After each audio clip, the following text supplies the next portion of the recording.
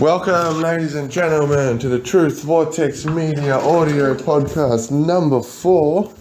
It's a very special event, a very special evening. Copyright Mark Passio, of course. Everything that I do could potentially just be me repeating what he's already put out. I hope that my brain and my spirits and my spirituality can come back with something of my own originality. I'm sure I'm having thoughts that feels like they're put into my mind. They almost feel like copyright thoughts and they're very interesting. Edit that last one out. So it all comes down to what we do all the time. What are you spending your time on? Coming up to me at the end of the week and I'm telling you to go do 50 push-ups and eat a banana smoothie and you're telling me you don't got the time. Why? Don't tell me you don't have time without telling me your entire schedule 16 to 24 hours a day, 7 days a week. I want to know what you're doing with your time if you need my help to manage it. Anyways, so you do have time for that thing that you need to do. That's my point here. My other point is that what we're doing with our time is what we're practicing. It's what we're becoming. It's what we're training. It's a habit we're forming. And that's what's going to drop down into the subconscious mind and ultimately become one of our programs. Now, what's it all about? Truth Vortex Media is about teaching natural law to my fellow man and woman, providing them with an understanding of a law that's set in motion by the creator of the universe so that they can live their life happily in harmony with the law, and they understand it, they know it, and they're not acting and behaving in ways that will result in negative consequences upon their being. That's what I'm doing here. Where did we get the word natural from? Because that's confusing you, isn't it? You're thinking Charles Darwin, lion, eat gazelle, I am natural, I can take your food. No, netta. NTR. It was a flag hieroglyph in ancient Egypt and it meant God. We're getting the word nature from the word God. Meaning natural law is a law that's not man-made. So when the American president was in the rallies against Trump, Biden was saying, no one is above the law, not even the president. Well, which law are you talking about? Because man-made law is not a law that you are bound by as a sovereign individual being. So what Biden was saying, if he was referring to man-made law as if we've come together as a society and we've agreed on what the law is, that's nonsense.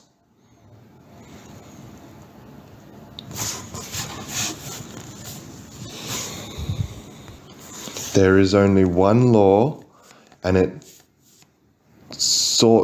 governs the behavior of free will beings so that they don't harm other free will beings. This law is called do not cause harm to others. And when you follow this law, you realize that this would allow everyone on the earth to live peacefully. Because if you're doing everything that you want to do, but you're not allowed to do anything that negatively crosses 7 distinct lines, and those lines are rape, murder, coercion, willfully lying or deception, trespass, abuse, and assault, and theft.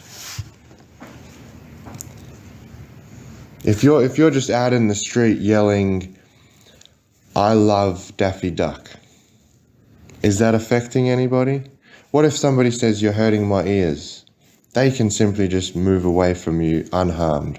So if we're all following natural law, everybody's happy. We're all at peace. Not true. There's still problems in society. We still need to build roads. We're still going to have traffic. But what we're not going to have is this claim of ownership over the human being by the state or government, which is supposed to be providing some type of centralized processing of what we need to do when we're building society. We need schools, shops, roads, etc. That's the job that's been assigned to government, and they've overstepped their boundaries, and they now think they own the human, and they now think they are dictating where our future goes. They seem to think they decide when we interact with artificial intelligence in the human brain. They think they're going to decide when they implant the human brain with technology that interferes with the functioning of the human brain. This is not natural.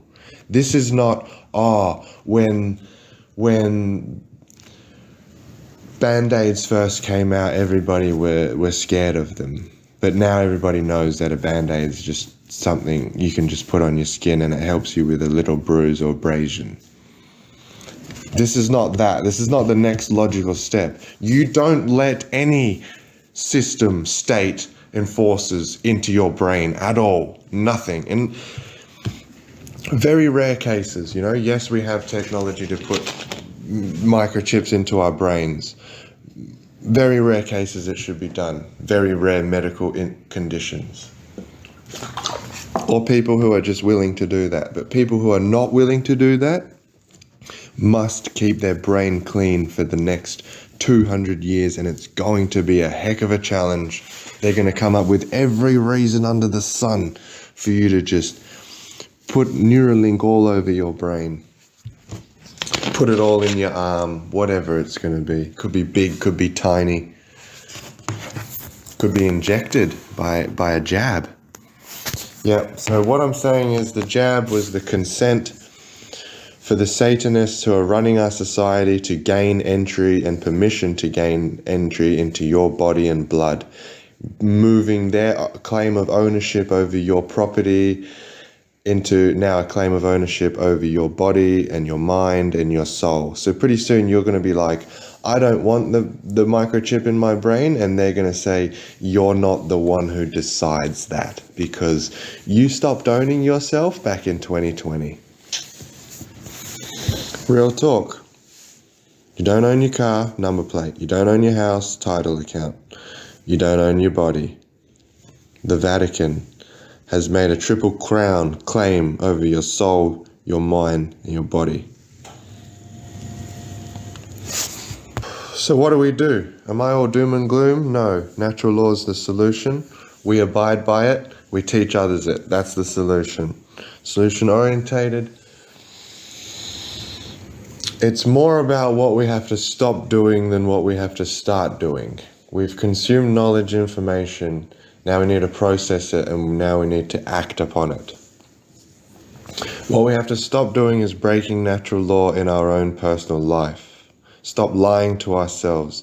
Stop being in denial about what's moving us forwards and step into the light of awareness. If there's a fire in your kitchen, do you need to start doing something, or do you need to stop something? Maybe you need to start calling the fire brigade. Maybe you need to start gathering either water or a fire blanket or some bicarbonate soda, or maybe you need to stop something. Maybe you need to stop that fire before it even gets going. Maybe you can quickly react. Maybe you can stomp it out, throw a t-shirt on it, throw a bucket of water on it before you call the fire brigade. Maybe you didn't need to do anything, you just need to stop doing something. Maybe you were the one that was holding the flamethrower that was starting the fire. Maybe you just needed to stop holding the flamethrower on your own kitchen. And another thing, if you're going to put out a fire, you must have knowledge of the fire. You must know about it. You don't want to be an amateur throwing water onto an oil fire or throwing oil onto a